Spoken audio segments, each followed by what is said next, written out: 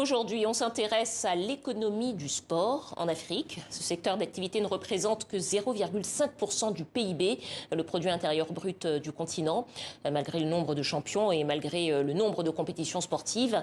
Bonsoir Lise Laure. Bonsoir. Merci d'être avec nous, avec votre invité ce soir, qui est un excellent connaisseur de cette question, Mohsen Abdel Fattah. Bonsoir, bienvenue au Journal Afrique. Merci, bonsoir. Alors Mohsen, vous êtes le directeur général de l'ASCI, l'African Sport and Creative Institute. Alors votre institut a co-dirigé un ouvrage qui s'intitule Économie du sport en Afrique, réalité, défis et opportunités. Pourquoi avoir écrit ce livre auquel, je rappelle, 600 personnes ont participé? Exactement. En fait, l'idée ici, c'est de vraiment mettre en valeur une superbe opportunité de développement pour l'Afrique, d'un point de vue économique, mais une discipline, le sport, qui a un impact aussi sur la santé, sur la cohésion sociale, et qui aidera donc l'Afrique à atteindre ou à résoudre plusieurs de ces grands défis. Qu'est-ce que ça peut avoir, quelles peuvent être les répercussions en termes d'économie du développement, le sport ? Alors, le sport, si vous voulez, comme c'est une discipline assez récente, en Afrique, très peu de recherche a été faite. Et c'est d'ailleurs un petit peu la raison d'être de l'ASCI, c'est de publier de la recherche, regarder sur le terrain quelles sont en fait les initiatives qui fonctionnent déjà très bien, comprendre les modèles pour pouvoir les répliquer. Alors peut-être une question un petit peu plus précise de ma part. Pourquoi est-ce qu'on n'arrive pas à faire de business autour du sport en Afrique? Alors en fait, on y arrive, mais il y a une problématique de perception. C'est-à-dire qu'aujourd'hui, on se concentre vraiment sur les sports d'élite, les athlètes d'élite. Et on le voit, aujourd'hui, beaucoup de grands athlètes africains sont des stars au niveau international. Mais on oublie une chose, c'est ce qu'on appelle le sport de masse. C'est-à-dire qu'on a une population d'1,4 milliard de gens qui sont passionnés par le sport, une population très jeune, qui a donc envie de consommer du sport, mais qui n'a pas de produits de bonne qualité. Alors, c'est quoi pour vous, athlète d'élite et sport de masse, peut-être, en clair? D'accord. Alors, les athlètes d'élite, ce sont donc les grands champions que nous regardons à la télé. Donc, par exemple, Sadio Mané, qu'on a vu pendant la CAN. Et le sport de masse, c'est vraiment la pratique de sport des gens comme vous et moi, c'est-à-dire aller s'entraîner, jouer avec nos enfants. Et donc, cette pratique-là demande bien sûr des équipements, des chaussures, des vêtements, demande des entraîneurs qualifiés, demande des gens formés pour nous accompagner et nous permettre de consommer. Faire un marketing sportif. Alors, peut-être, il y a quand même pas mal de grands champions, Lise Laure, hein, sur ce continent, malgré tout. Oui, il y a beaucoup de champions. Alors, on comprend que les défis sont importants, d'où la présence à Yaoundé de légendes. Il y avait Roger Mila, il y avait les Rigobert Song, il y avait Noah père et fils, et Francis Bango, la double championne olympique, qui a détenu, figurez-vous, pendant 13 ans, le record du monde du triple saut avant d'être détrôné au JO de Pékin l'année dernière. Alors Françoise Bango a fondé un institut à Yaoundé. Le reportage, notre correspondant Marcel Amoko. Situé dans la banlieue de Yaoundé, l'Institut des sports et de l'éducation physique Françoise Bango.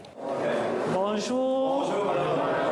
Bonjour, Dr. Vizi. Ce matin-là, la double championne olympique du triple saut à Athènes en 2004 et Pékin en 2008 vient s'assurer que tout se passe bien.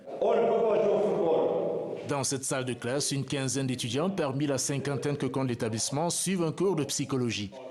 Comme ses camarades, Steve se souvient des exploits de Françoise Bango lors des Jeux olympiques de Pékin. Moi, personnellement, j'étais derrière la télé. La plupart du temps, le Cameroun, c'est le football, mais lors de ces Jeux olympiques, donc par exemple ceux de Pékin, nous avons vraiment vibré. Après plus de 15 ans de pratique sportive au plus haut niveau, Françoise Bango a ouvert cet institut en octobre 2020. Il offre des formations en éducation physique et en management du sport. Un mélange de théorie et de pratique, comme dans ce gymnase où les étudiants s'exercent à la lutte sportive. J'avoue que c'est une discipline que moi, je n'ai pas beaucoup pratiquée, mais comme ce sont des futurs enseignants d'éducation physique et sportive, donc ils font pas s'enlever presque toutes les disciplines sportives. Ils ont aussi d'autres disciplines, le judo, le karaté. Mais au-delà de physique, c'est surtout technique et tactique. Partager son expérience, offrir aux jeunes Camerounais des perspectives de carrière et de reconversion dans les métiers du sport, tels sont les objectifs que se fixe Françoise Bango. Je ne regrette pas l'initiative, elle était vraiment osée, mais j'étais certaine parce que le besoin et la demande y étaient, et puis je reste dans mon champ de confort qui est le sport, et c'est mon devoir, nous autres les champions, si on n'apporte pas quelque chose en plus à cette jeunesse-là qui en a besoin, alors à quoi ça sert d'être champion olympique? Les premières promotions de l'Institut sont censées recevoir leur brevet de technicien supérieur à la fin de cette année, à la grande satisfaction de sa fondatrice qui compte s'ouvrir à d'autres pays africains.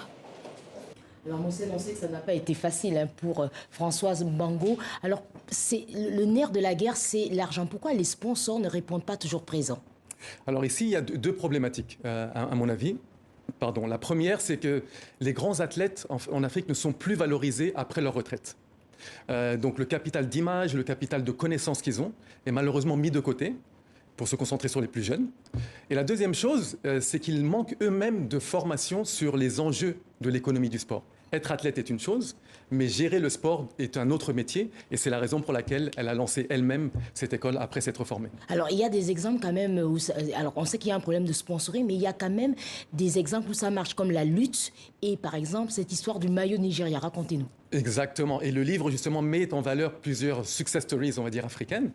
L'une d'elles, c'est la lutte sénégalaise, donc qui est un sport traditionnel et qui est le sport qui fonctionne encore mieux que le foot. C'est peut-être le seul pays qui est un sport qui fonctionne mieux que le football. Et l'idée ici, c'est comment est-ce que on met en valeur les traditions sénégalaises, donc la danse, les joutes verbales, la magie, pour entourer le sport et en faire un spectacle unique. Et le maillot du Nigeria qui s'était vendu très vite. Le maillot record, la vente record dans l'histoire du football, 3 millions de maillots vendus en 1 heure. Pourquoi? Encore une fois, Nike a utilisé des aspects culturels nigérians dans le maillot. Alors, on sait qu'il faut aussi des infrastructures pour faire venir le public, notamment dans le sport de masse, et puis pour les faire venir aussi au stade, pour qu'ils viennent voir les compétitions.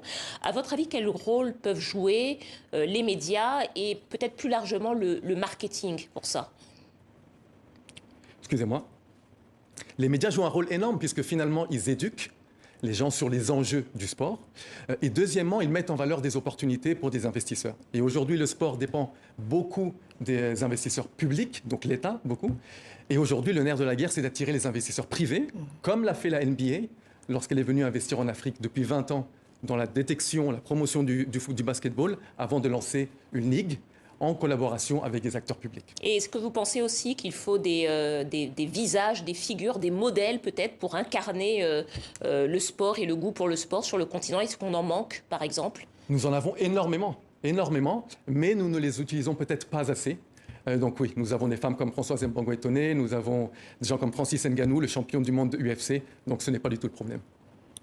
Merci beaucoup, Mohsen Abdel Fattah. Merci beaucoup, Lise Laure. Je vous rappelle le titre de l'ouvrage, L'économie du sport en Afrique, réalité, défis et opportunités. C'est publié aux éditions Economica. On le voit, c'est un livre à lire pour quiconque s'intéresse à l'économie du sport. Merci beaucoup à vous. Merci à vous.